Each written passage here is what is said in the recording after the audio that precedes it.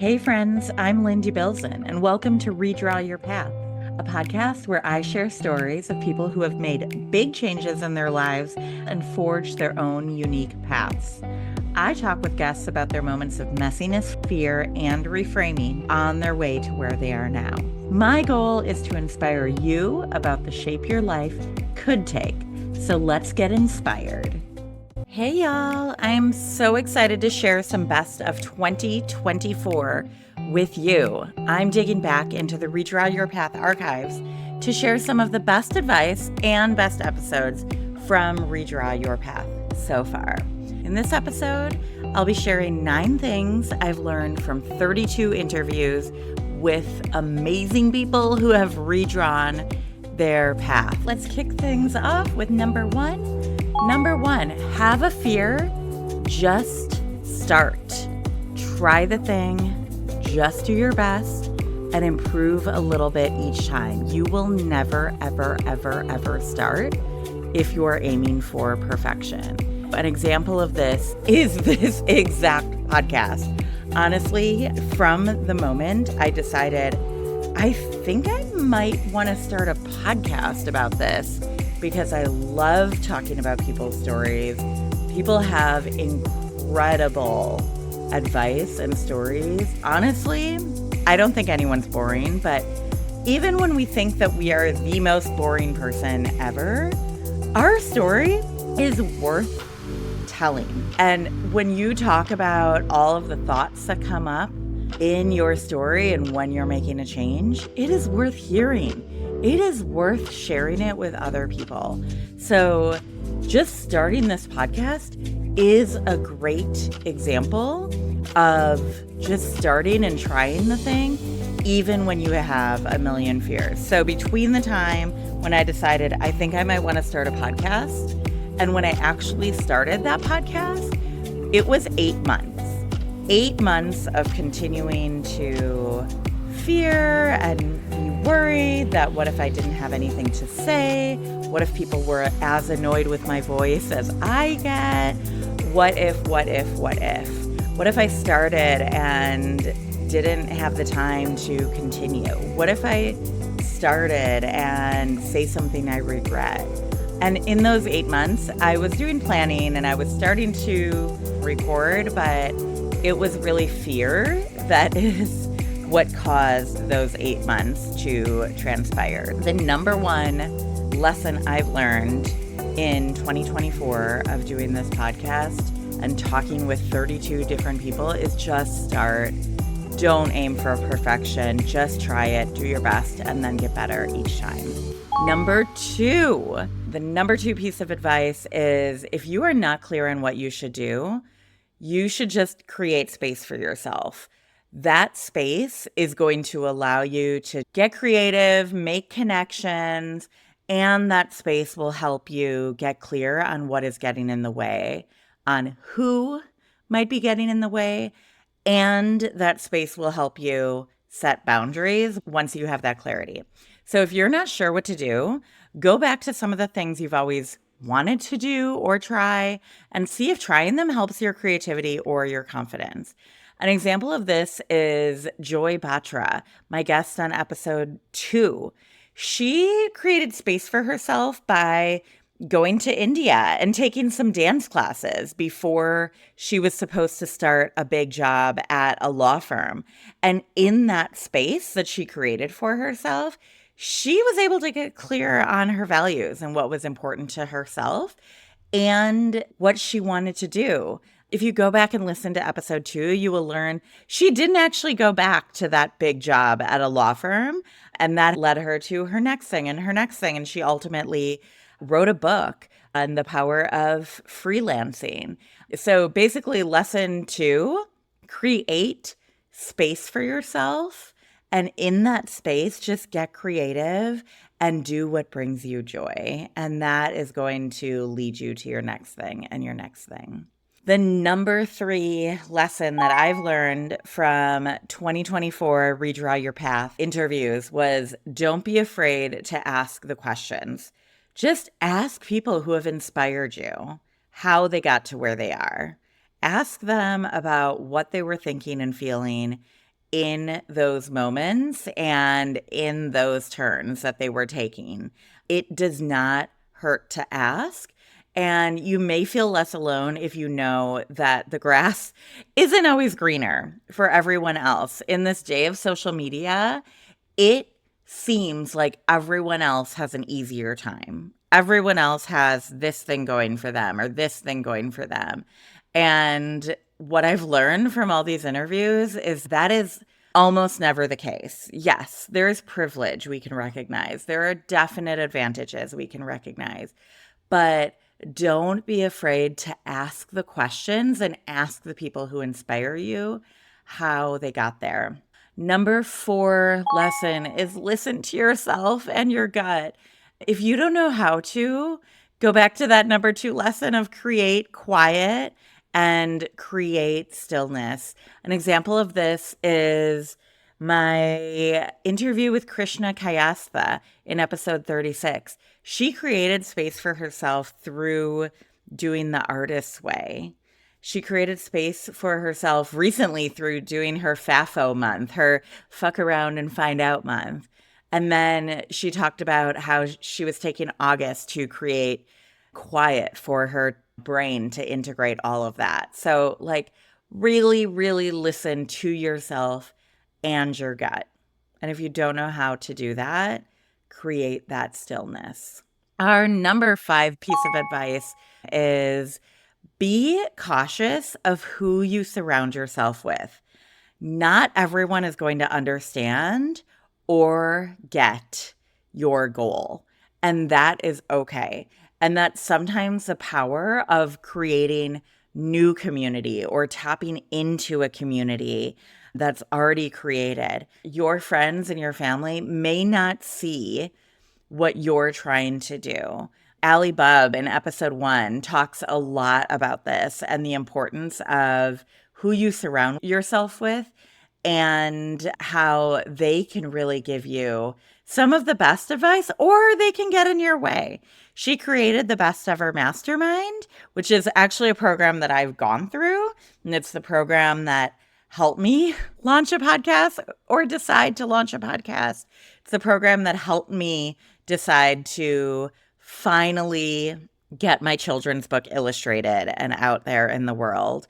Allie, through the Best Ever Mastermind, really creates space for you to dream and think outside of the box, and also helps you find people that are going to support you in taking those next steps. All right, we are on to number 6. Recognize what you have going for you. So recognize your strengths and supports and privileges, and be creative in thinking outside of the box in how you might make something work. Dr. Sarabeth Berk in episode 4 talks about using your strengths to your advantage. In her professional identity research, she talks about looking at the intersection of all of your strengths and identities and how to figure out what that is. And I went through her book and her workbook and course many years ago, actually, and figured out who is Lynn as a hybrid professional. I was able to start getting creative in how I see myself and in how I might think outside of the box to make something work. Another great example of this in my own journey is I had left a full-time role in a really strong job market thinking it is going to be easy to take that next step. Like, I had no idea what that next step was, but I knew it was a full-time job. Spoiler alert, it wasn't. Go back to my own journey, part 3 in episode 26, and I share exactly what that looked like. But during that time where job searching was becoming a struggle, I was like, oh crap, I'm going to run out of money. What do I do? And I really thought through, like, what are the things that I have going for me? What are my assets? I owned a house. So that was an asset that I had that I started to get creative around using.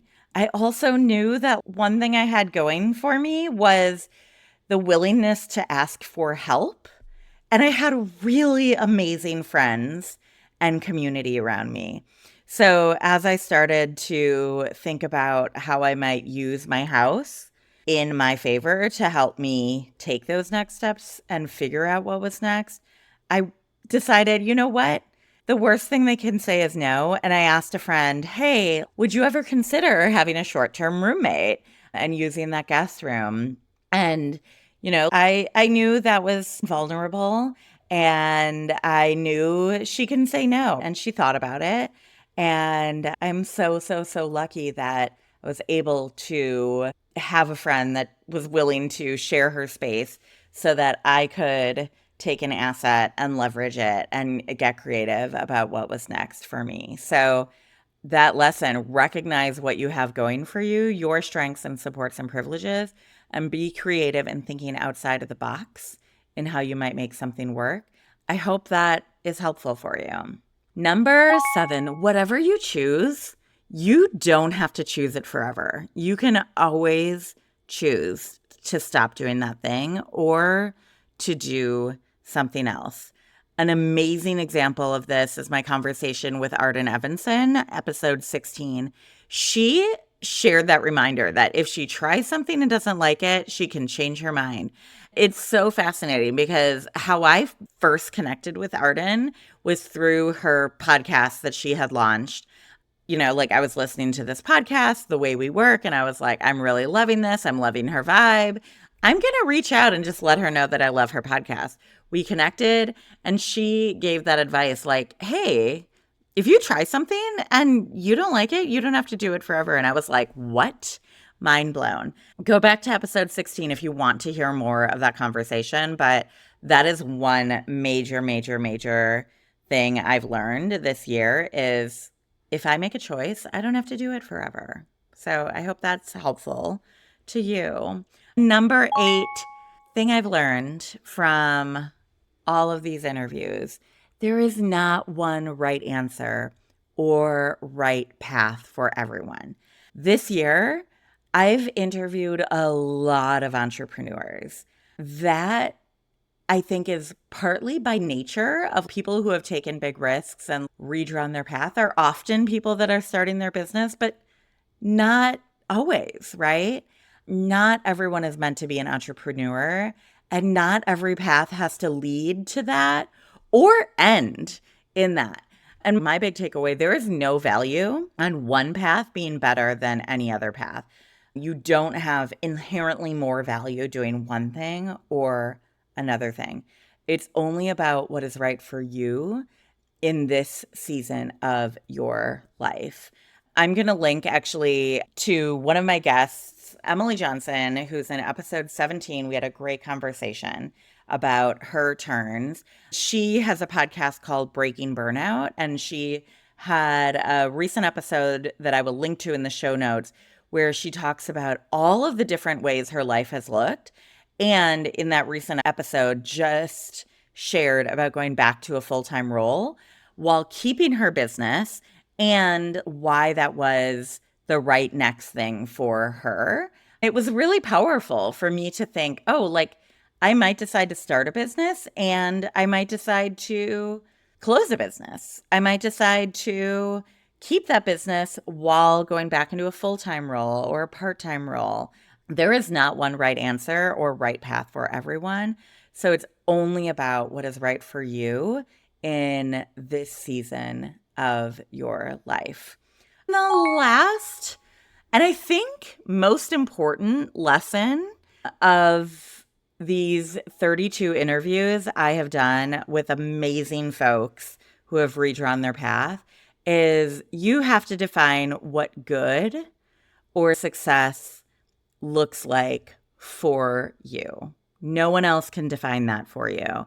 Honestly, you could go back to any episode from 2024 and you will hear that piece of advice somewhere in that episode. But 2 good examples I'll share with you. My conversation with Teen Zekas in episode 19. She shared about her career path and forging her way after studying to become a teacher. And in I think it was day 2, day 3 of being a teacher, she discovered she had zero desire. She did not want to be a teacher anymore. And what it has looked like since then in her career in tech and as an entrepreneur, only she can decide what good or success looks like for her. And then if you go back to episode 37, the most recent episode, Dr. Danielle Lindgren gives that advice as well. She says that you need to determine what success is for you. For her, she determined that success was not the career path she had chosen as a physician. Even though she had done all 4 years of undergrad, done 4 years of medical school, and done 3 years of residency, she determined that success for her was not continuing to practice in clinical practice. It was being a mom and being able to be there for her kids as they grew up. So that lesson of determining what good or what success looks like for you is such an important piece that I'm taking away from this year. And it's something that I've done this year for myself in working with my business coach. Shout out to Kylie Peters, defining what success was for me. And I still need to go back to that so that I remember when I'm making decisions what success is for me, because it is very easy to absorb everyone else's definition of success because I'm absorbing it through social media. I'm absorbing it through events I might go to, or a video I might watch, or a community I might be part of. Only I can define what success looks like for me. So I'm grateful to coaches I've had for helping me really learn that lesson of only I can decide what success looks like for me. And every day I'm relearning that and reminding myself. So if you have struggled with that, you are not alone. Only you can decide what success is for you. And you might have to do it over and over again and remind yourself over and over again. So that's it, folks. This is the first Best of 2024 episode. 9 things I have learned from 32 interviews with amazing people who have redrawn their paths. If you do enjoy this episode, please reach out to me. Let me know you did. Let me know what you loved. And can't wait to see you next week. Thanks for listening to Redraw Your Path with me, Lynn DeBilson. If you liked the episode, please rate and review. That helps more listeners find me. And don't be shy. Reach out and connect with me on LinkedIn and sign up for my e-newsletter at redrawyourpath.com. I can't wait to share more inspiring stories with you. See you next week.